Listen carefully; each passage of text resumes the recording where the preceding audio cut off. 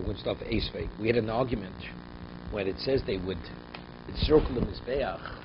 Would they encircle the Mizbeach with the Arava, or did they encircle it with the Hadas, with the Lulav? Meaning the Arava was just put alongside the Mizbeach, but they did not encircle it. Esvei. 2, 4, 6, 8, 10, 12 lines from the bottom. Lulav doiches HaShabbos b'tchiloso. Lulav in the Beis Hamikdash supersedes the Shabbos when the first day falls out on Shabbos. Right? Even though all 7 days are Doraisa, the other days rabbinically, we don't. Because in the Gvulim, there's no obligation. Arava b'sofo. But Arava on the 7th day. They would take the Arava. Hamachas chal shvi shel arvis Arava b'gos b'Shabbos. The 7th day, Hoshana Rabbah fell out on Shabbos. They view Marvi shel Arava Merev Shabbos. They brought these long branches of willows before Shabbos. Ve'nichom ba'rozoro. And he left them in the sanctuary. Ve'hikiru ben baitusim. And the baitusim, these are the equivalent of the tztukim. They realized this. V'notlu b'kovshim tach savonim. And they hit him under the stones, the floor. Mochi kiru ben amioretz. V'shomto mitach savon. They pulled it out from under the stone floor. And the Kohanim took it and they put it alongside the Mizbeach. The Fishain by Tusim Mode Bechiver Arava Doiche Shabbos, because they're of the opinion that taking the Arava does not supersede the Shabbos. Alma bin Netilo, it seems to be. Right? So it seems to Mechlal to be Adotul Minanim Makif Min Kohanim is Mizbeach Baragleim. Meaning the Kohanim, they took them and they waved them, they encircled the Mizbeach, and they put them alongside the Mizbeach. Alba bin Netili, Tufta. So Mara says it's difficult. It's difficult on the ones who say that they didn't encircle the Mizbeach with the Arava.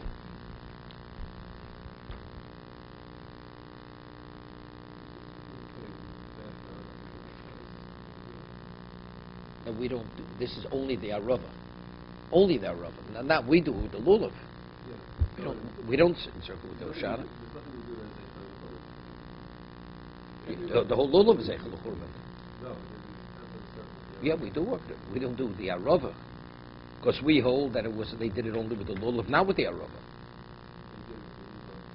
They did it with the Lulav, and not with the Arava. In the Beis Hamikdash, they did not encircle the Mizbeach. We have an argument here. Did they encircle it with the Arava by itself, or was it only with the Lulav? Yeah, and the Arava they just put alongside the Mizbeach. So today that we have no Mizbeach, we don't do it. Finished. So the Zeichel Churban's only what we do. We go around the bima with the right Hoshanas. Elenitchu. Right. So the Gemara says Elenitchu.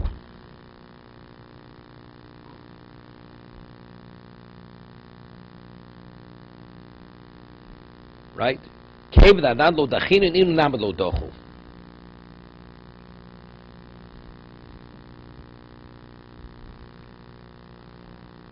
Yeah, since they themselves don't do it, we don't do it. Right? He says, but Yom Tov Rishon did Lidan lo dochi uldi dochi. We had this difficulty yesterday. He says, Yom Tov Rishon in Eretz Yisrael, they take the Lulav. And we don't. Amri l'ditu nami lo dochu. He says, no, they also don't take the Lulav.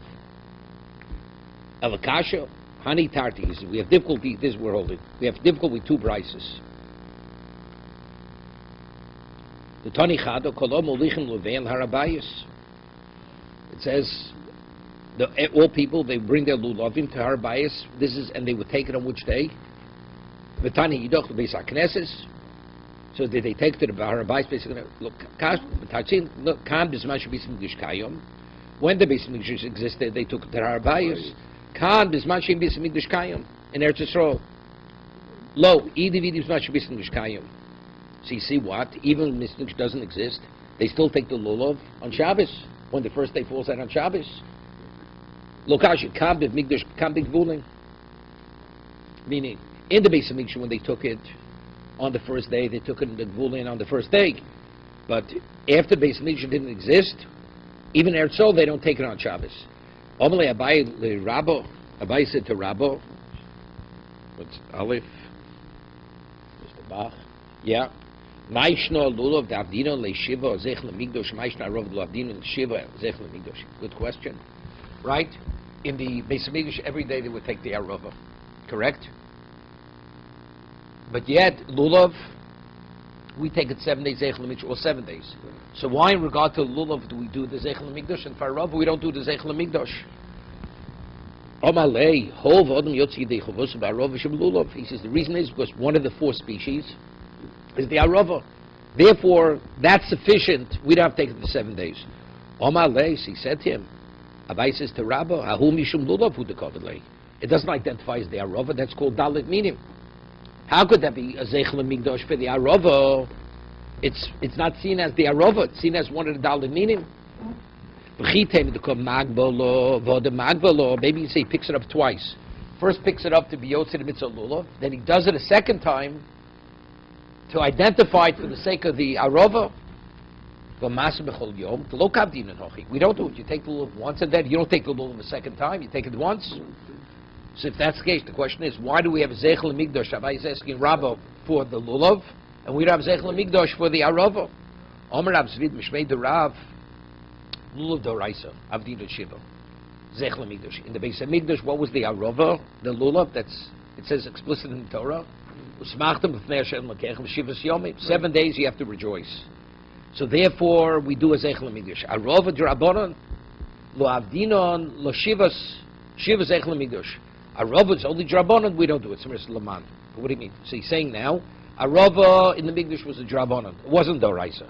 So for the Raisa, we make a Zeichel HaMikdash. For the D'Rabbanan, we don't make a Zeichel HaMikdash. So Mar says, what are you telling me that arava is only D'Rabbanan? We hold La Alocha. It's Alocha L'Mishmi Sinai. L'man Ilay L'Abashol Hama Arvei Nachal. It says Arvei. Why is it used to Arvei in the plural? Shtayim Achas L'Lulav Achas L'Mikdash. It's a Doraisa.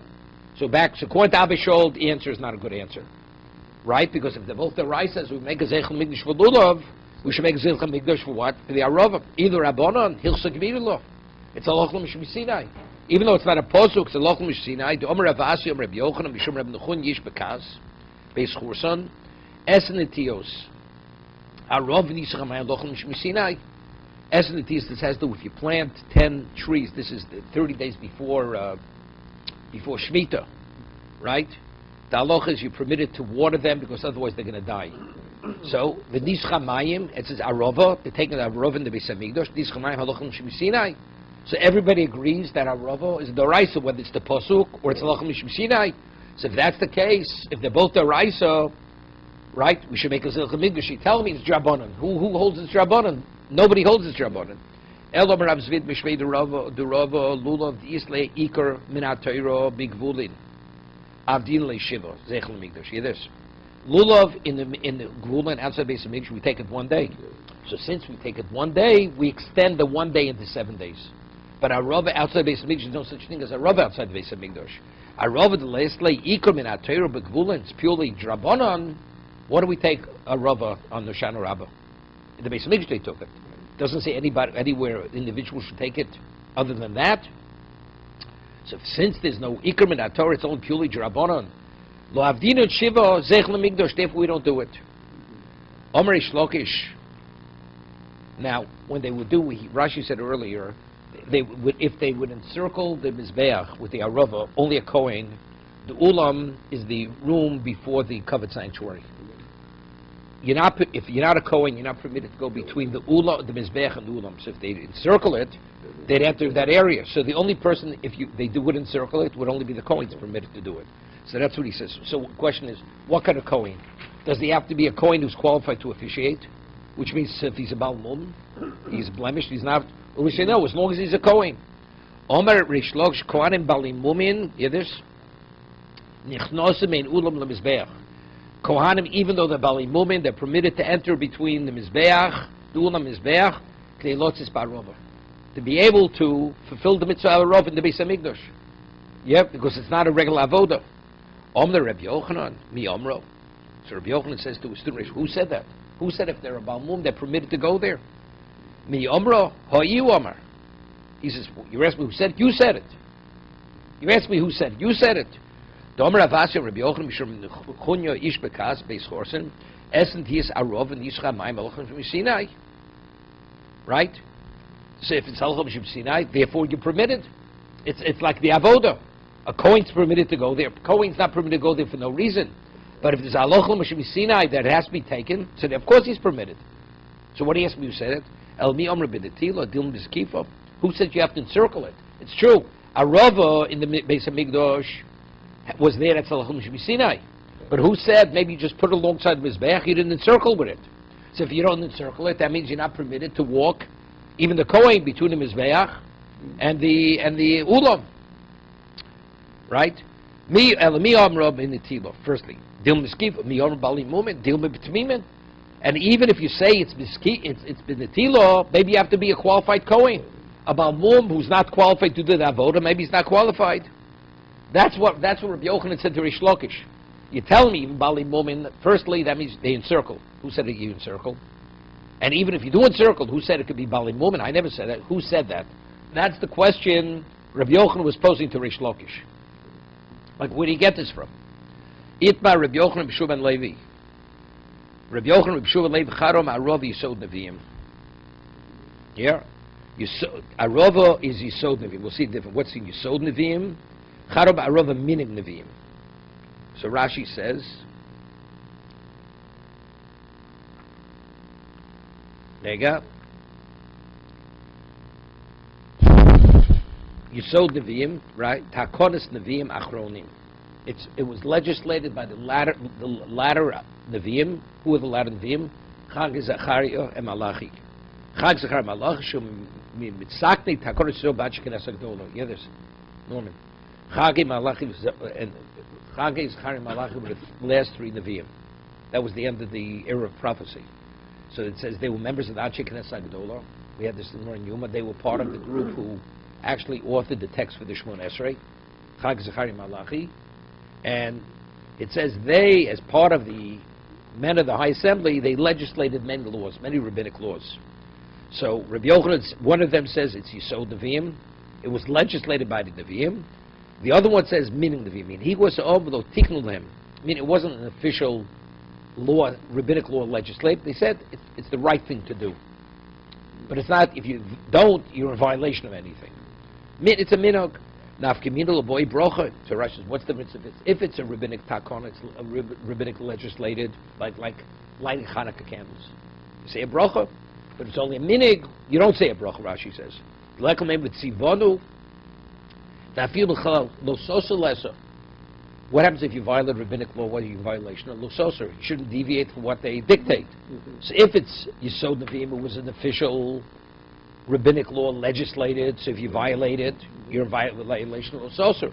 So therefore, when you fulfill it, what do you say? Asher tzivonu, asher kidsharim v'tzivonu. But if it's only a minhag, one doesn't say a bracha. Okay? So one said, one of them says it's Yisod Neviim, it's a rabbinic enactment. The other one says it's minig. Not a question who said what. It says Rabbi Yochanan said one thing, Rabbi Shimon Levi said the other. This time, Rabbi Yochanan Doma Yisod Neviim. We're going to bring a proof that Rabbi Yochanan is of the opinion it was a rabbinic enactment. The taking of the Arova in the Migdash was a rabbinic enactment. The Omer Rabbi Yochanan says, Rabbi quotes Rabbi Yochanan, Arova Yisod Neviim. Says explicitly. Rabbi Yochanan says Yisod Neviim Tistayim. So it's a conclusive proof. How could you tell me you're quoting Rabbi Yochanan that he's of the opinion that it was rabbinically legislated? How can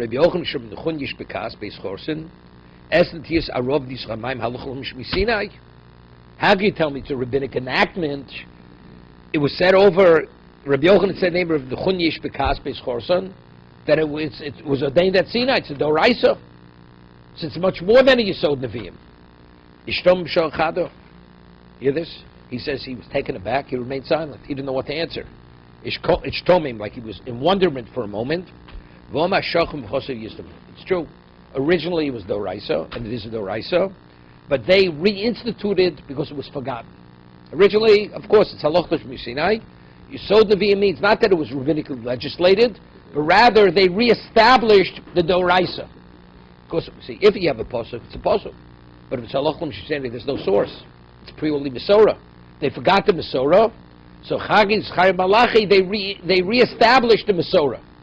That's the Yisod Nevi'im, but not. It doesn't mean a rabbinic enactment.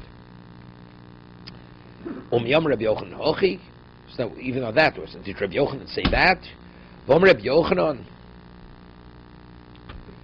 Dilchon Amri Dilonhi. Yeah. Rega. Rav Kana, take a look at Rashi. What does that mean? Rav Kana hoya mi talmidi Rav. You this? Rav Kana was one of the students of Rav. Rav Kana originally was a Babylonian. Was from Bavel. Rav was where Rav was in Bavel. Right? He was the leading Torah sage in Bavel, Rav.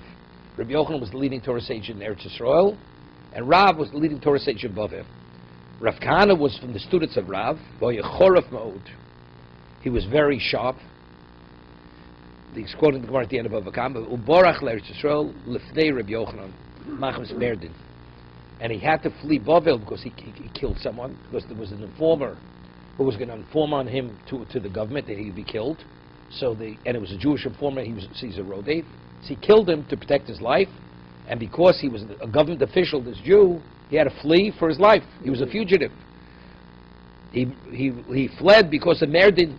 Shahara got lo demechot. Ken amina perk basar bava kamo. Vutzlu Reb Yochanan chamas sveiches.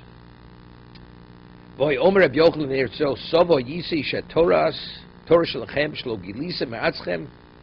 Vohoy lo hoy lechem tiruf hadas. Yidis. He said, initially I thought that our Torah is more advanced than the Torah they study in Bavel. Why? Because they're in Golus. They're in Bavel. But we have no distraction, we have greater clarity. Rabbi says, I thought that. But after meeting Rav Kahana, who's from Bavel, I say they're beyond us. I see that the Torah of the members of Bavel is more advanced than ours. Because the whole Gemara tells over a story where Rav Kahana actually, he bested Rabbi Yochanan to a point where almost Rabbi Yochanan was embarrassed. Shapi shegolu omdo lehem chochmas hachorish v'amazke shegolu michonyo kedichsiv hakol giborim osim milchoma v'tayim seid olam chimat vur osim neodom hanusul b'shal shlos we say shal barzel. We say the Jews in Bavel, they were giborim. So he says they were giborim. They were taken into exile in shackles, in iron shackles. Elishi giborim hoyu b'milchamte shal Torah. Giborim means they were powerful in Torah, not talking in the physical sense. How could you tell me, according to Rabbi Yochanan, that when it says Yisod Nevi means it was a Doraisa, it was forgotten, it was reestablished? In Bavel, everything, Rabbi Yochanan said, everything remained intact. They never forgot it. That was the dimension of Torah. They forgot nothing.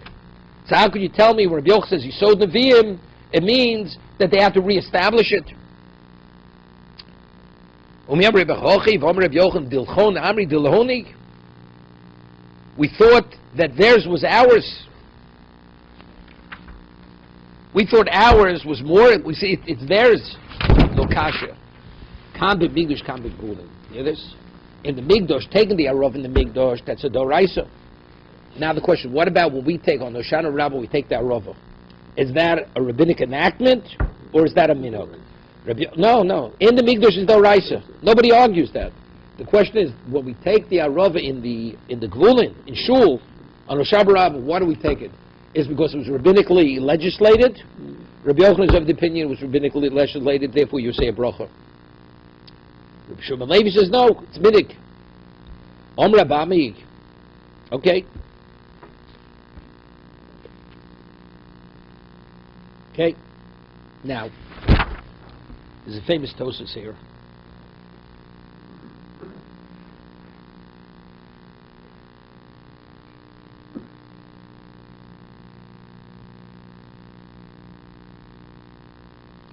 Where is it?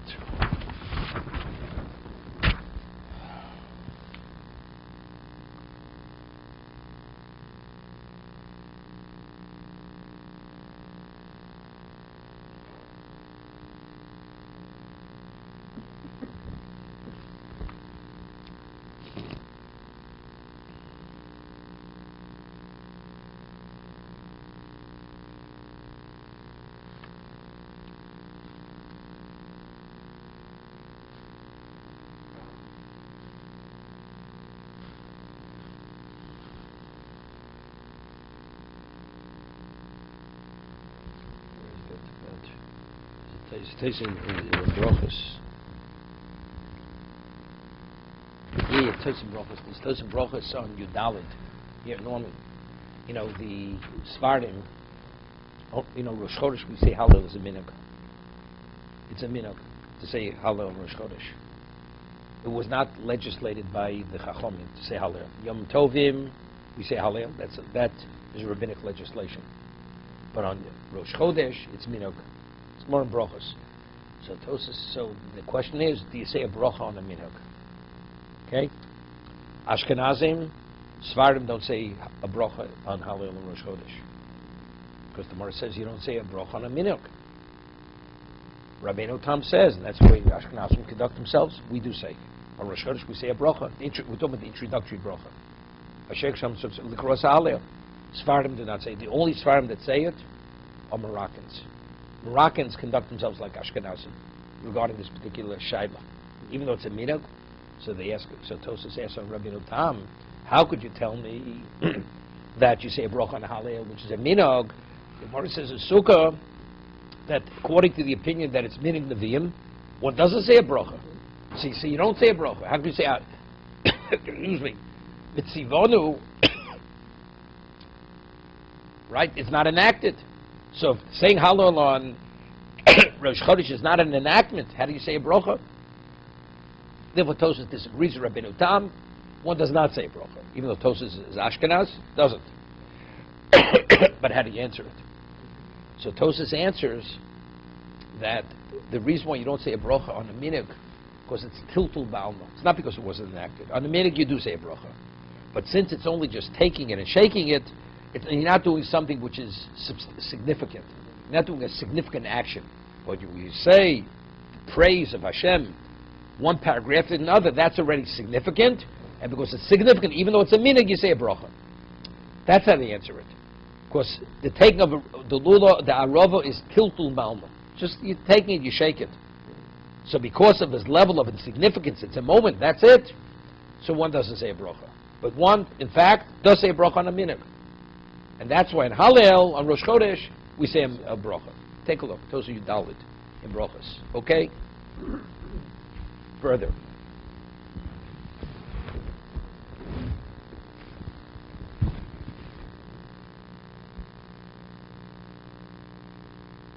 Omer Abami, Arav Tzricha Shir. Now, we know in a lulav, how long does the Arav have to be? 3 tvachim. No, the Arava, not the lulav. Right? The willow, the hadas has to be 3 tvachim, the Arav has to be 3 tvachim. What about on Hoshana Rabbah, the length of the Arava? Does that have does it need a shear? What do you mean, no? How do you know? Omer Abami Arava Tzricha Shir. Okay, so it looks like you don't remember well. Okay, good. It's a good thing you're not a doctor. You pity your patients. Okay? Arava needs a shear. In length, it has to be 3 tvachim. Tuman Hoshana Rabbah. Minimal. Of course, it can be larger. You could have a lulav 2 feet long, 3 feet long. I'm sorry. Howard thinks big. Okay. Arava tzricha shear. Arava needs a shear. However, any details, ela b'fnei atzma. When you take the arava, you have to take it separate. It can't be taken as attached to the lulav. Because if it's attached to the lulav, the Gemara says in the first side, it's not seen as an arava. It's seen as dalid meaning. It's part of the group. So it has to be taken individually. Bein odom yotzi de chavoso ba'arava shel b'lulav. So it seems to be redundant. Rabami says it cannot be taken only independent, and it could not be taken with the lulav. So you're saying the same thing, right? But so Gemara says it tells from the atzma pshita they know odom yotzi ba'arava shel b'lulav. You just finished saying that. I would think that's only speaking. Initially, you take the lulav, although it has the rav. Let's say the person has in mind, when I take the lulav and Shana Rabbah, I have in mind to be yotzid mitzvah lulav, and also to take the arava, because the arava is. No, what about I've taken it first time for the lulav? Now I take it a second time for the arava that's attached, bound together with lulav. Maybe you could be yotzid. And that he says, "Aval agbe hodei agbe emalo, komash malo." No, that you're not yotzid. It has to be taken separate. It cannot be taken as part of the lulav. right? Hani milechad lo agbi vod agbi, agbi vod agbi emolo. Kamash malon.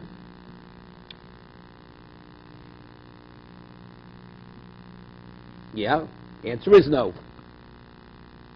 Rav Chisda Rav Yitzchok Odom Yotzi Dichovosa Barov Shavlulav. He argues.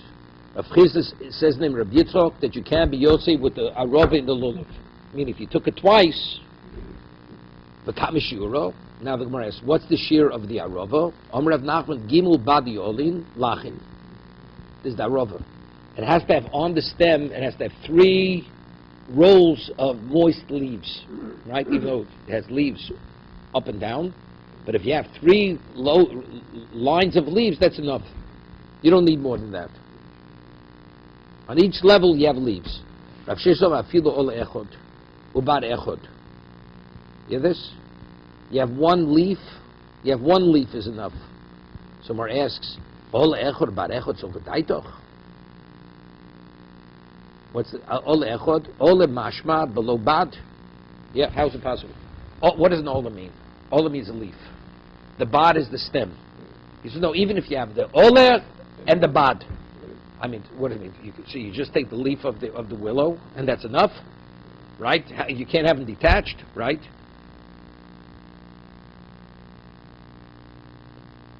Gimel badi ole v'rashisho afilu ole echod bar echod. Someone says, ole echod bar echod so eleim afilu ole echod b'bad echod. You hear this? That for Zeichel and Migdosh, what they did, you have the stem of the Arava, even if there's only 1 leaf on it, but the leaf is attached, that's enough. Of course, you can't just take the leaf, and that's Hoshana Rabbah. Or you take just the stem, it's totally stripped of leaves, you just take the stem, it's meaningless. But if you have the stem, even though there's only 1 leaf attached to it, that's enough. That's enough for Zeichel and Migdosh. Omer Evo. Evo had said, Evo was Rav's father. Omer Evo have a kaimdo kami de Rabbi Elazar Reb Tzodik. Evo says, I was before Rabbi Elazar Reb Tzodik. Vaisu hahu gavra arova kameg, and I saw this person brought Rabbi Elazar Reb Tzodik and arova. Shokil chovit v'lo birich. He took it, he hit it, or he shook it. Didn't say a bracha. So if he didn't say a bracha, what's that indication? Kshav meaning the vimu. So he holds like Rabbi Shua ben Levi. Right? Rabbi Shua ben Levi had said that it's minig nevim, it's not yisod nevim. He said, what's the difference? If it's an enactment, you say a bracha. It's a minig, you don't say a bracha. So he saw that what? He took the arava, he shook it, and he didn't say a bracha. So that's clear that he holds minig nevimu.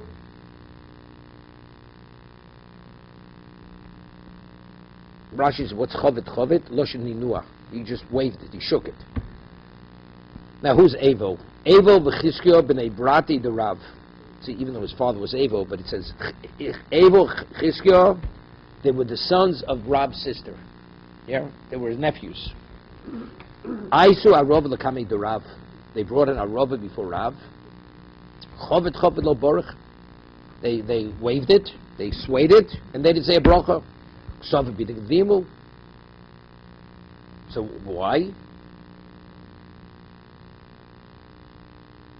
No, they brought it to Rav did the same thing. Ksovar, Rav, meaning the Vimu. Rav's also of the opinion. It's meaning the Vimu. That's what we hold. Omer Evo Havakim, the Kamid Rabbi Elazar Reb Tzadok, also Kamehu Gabro. He says, I was before Rabbi Elazar Reb Tzadok, this Evo said, and this person came, Omer Karaiso Isli, Karma Isli, Zeisa Isli. Hear what he says? He says, I own a town. You know, this is what he tells to Rav. This verse comes before Rabbi Elazar Reb Tzadok, this Evo saying over, and he says to Rabbi Elazar Reb Tzadok, Karaisa Isli, I have a town. Karma Isli, I have a vineyard. Zeisa Isli, I have an olive grove. Yeah? V'osu b'nei Kraiso, u'mekashkim b'karmio, v'ochlim b'zeisa. The members of the town come, of the kfar they come, u'mekashkim b'karmio, they pick the grapes, v'ochlim b'zeisa. And they eat the, Rashi is b'kashkin, Kfarim v'yoshveim, they come, they go and plow on Shvius. On Shvius, they plow around the roots of the vines. On Shvius. Yeah, v'osli karyaisum kashim b'karmiya v'ochlin b'zeisyo orich al orich. So what's the question? Is it the right? Did they do the right thing? Did they do the wrong thing? This is during Shemitah. They plowed around the roots of what? Of the vines and the olive trees. Did they do the correct thing or not? It's Shemitah. Amalei lo orich. He says they're doing the wrong thing. They did the wrong thing. You're not allowed it. It's working. It's the equivalent of plowing during Shemitah. Yeah, Rashi says, and they would pay the workers with the olives of the produce, which you're not supposed to use the produce of Shemitah as payment. Tov Lasko lo. Yeah, they see they did the wrong thing. That's what we said.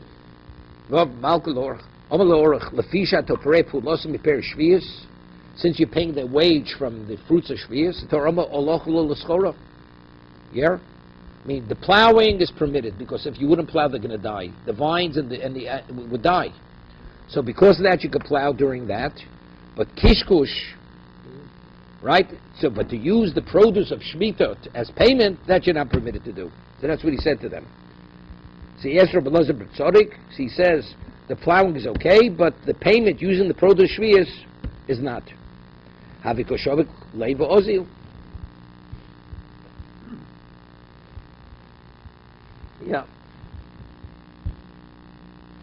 So he left, and as he was going, Oma kedu havisi dair ba'aro hado memshnin. V'lo chamisi bar inish mahalich ba'orchin detaknun kedein hador. Glossy.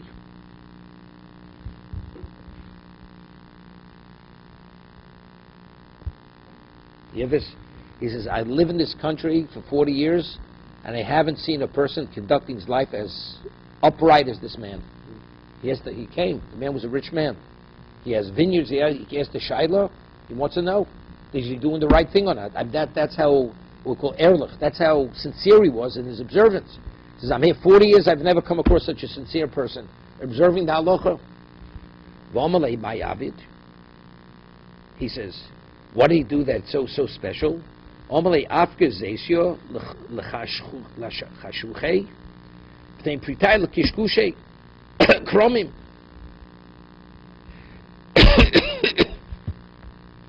What he could have done to circumvent the whole thing, he could have disowned the olives, disowned them, that the olives, that the poor people who are going to plow could take it free, and one second. Why? One second. He says, Omali afke zeisyo. What he did, afke zeisyo l'chashucheg. He went and he disowned the olives for these poor people. The same priti l'kakushi karmio. And he paid out of his own pocket. After he heard this, he paid money out of his own pocket for them. He paid them a wage, even though he could have used the olives. He didn't. He told the poor people who were plowing, "You take all the olives you want. It's hefker. It's ownerless." And he paid him out of his own pocket during Shemitah.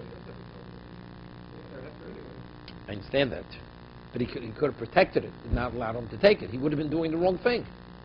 This man originally thought he was allowed to do it, but after he heard it's wrong, he told him openly, "Take as much as you want, and I'll pay you a wage out of my pocket."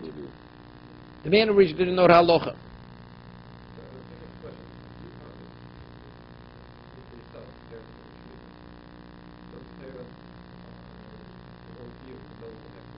Right.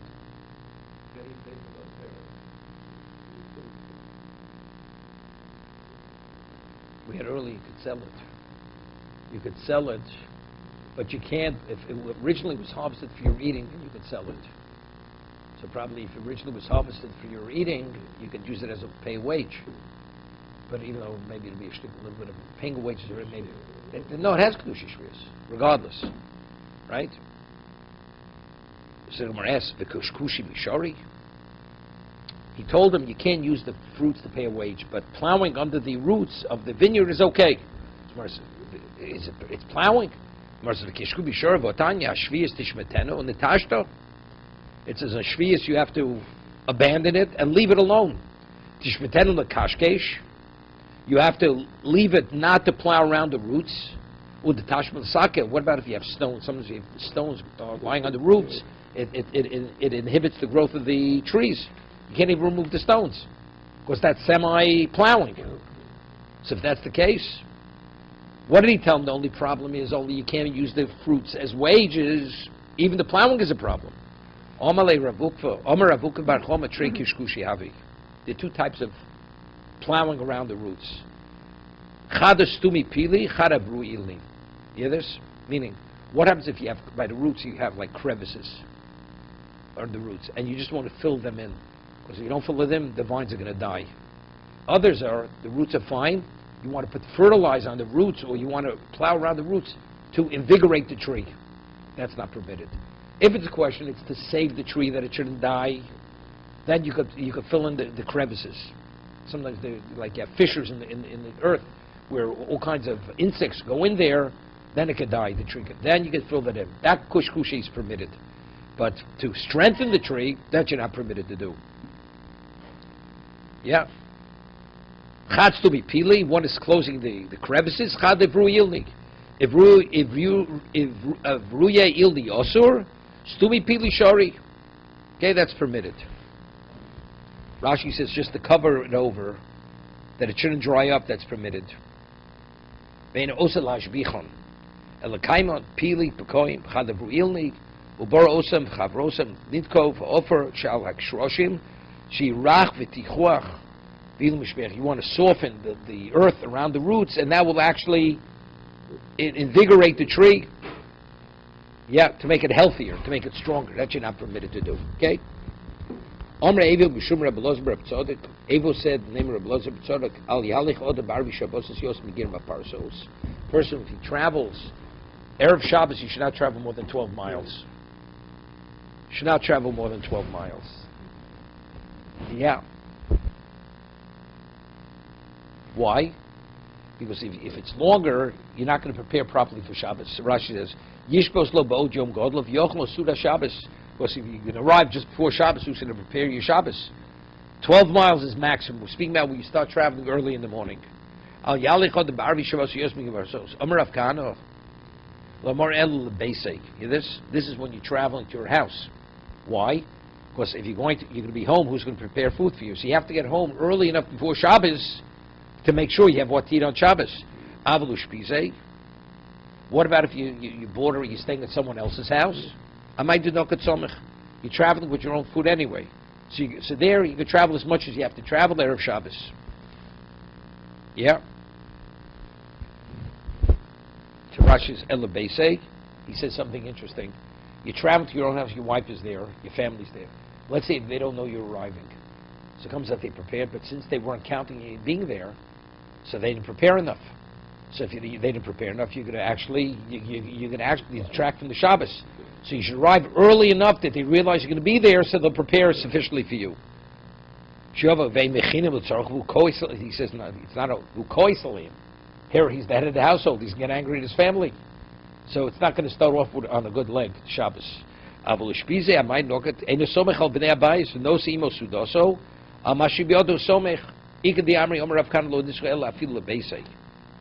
Yeah, even if you're traveling to your house, right?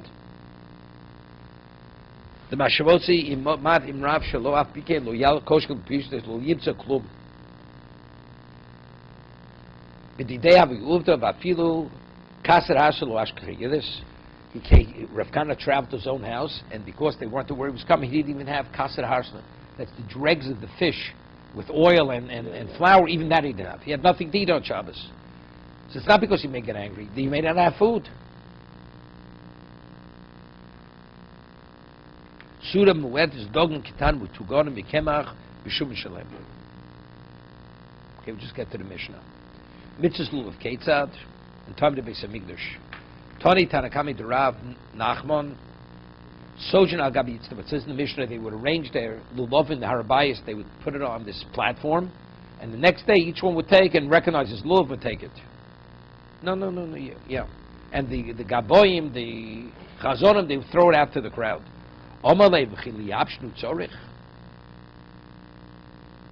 by putting them out, leaving them exposed to the sun, they're going to dry out. El-ema al-gav yitztabo. See, he said al-gav yitztabo. On the roof, so that means it's exposed to the sun. He says, if that's the case, you dry out the dalid minim. El-ema al-gav yitztabo. Right? What's gav? It's on top. It means on it, but not on the very top. Meaning, was this platform had like indentations on it. It wasn't on the very top. It was like, so it's like steps. See, it casts a shadow. So al gav. Omer av rochbo. Omer av Yehuda harabay stiyov kofod hoy stiyov lifnim mistov. It was what? It was like a double-tiered mountain. Like it was wider on the bottom and got narrow on top. It was like one section on top of another section.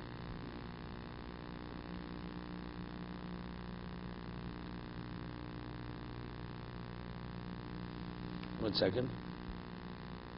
How does he interpret the word gav? He says, if it's on the roof, it's going to dry out. He says, no, it shouldn't say on the roof of the itztabo. It was on the gav itztabo. What? Yeah, but what it's less exposed to the sun. Okay, you have to say because some of the shadows cast. On the roof, there's no shadows cast. So there it's directly exposed to the sun. It'll dry it out.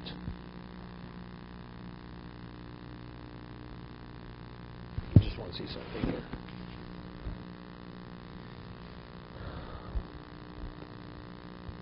Tosa says earlier, with the arava, you can't take it as part of the lulav. He says, what about, we hold lulav ein tzarach hagat. You don't have to bind all the species together.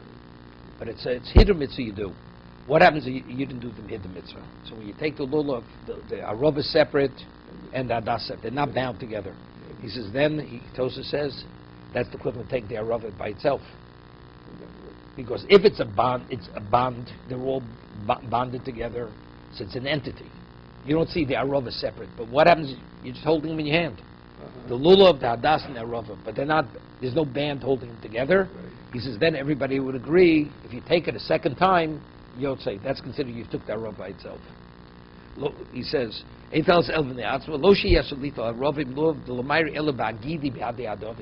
that's only if they're bound together.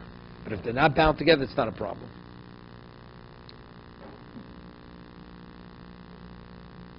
Okay, stop here.